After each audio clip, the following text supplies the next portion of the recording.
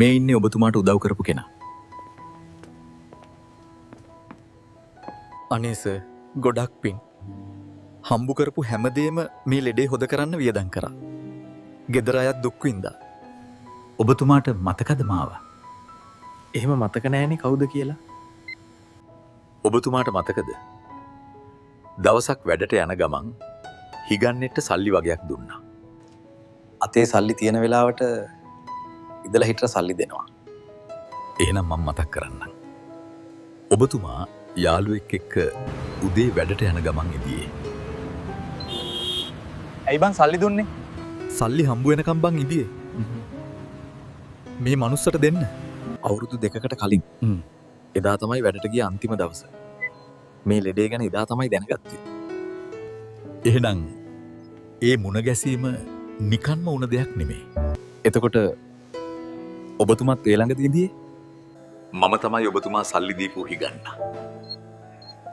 ඒ දවස තමයි මගේ ජීවිතේ වෙනස් කරේ. මොකක්? මට නම් විශ්වාස කරන්න බෑ. ඒ වචන මට තාම මතකයි. මුන් බොරු බං කරන්නේ. ඔය සල්ලි වලින් බොනවා.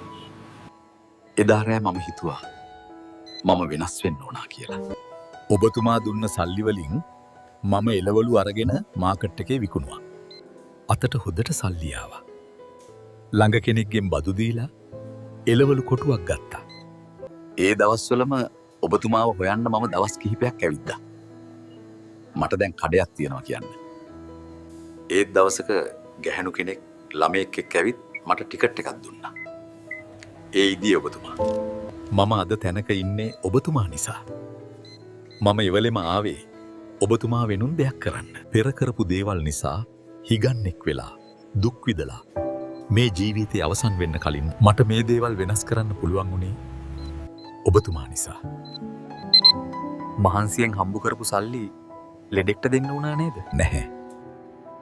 අදටත් මම දන් දෙන්නේ ඔබතුමා යාළුවට කිව්ව දේ මතක් කරගෙන.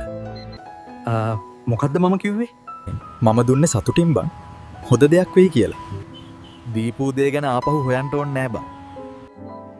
අපි දීපු දේවල් අපිට කොයි මොහොතක හරි ලැබෙනවා මහත්තයෝ.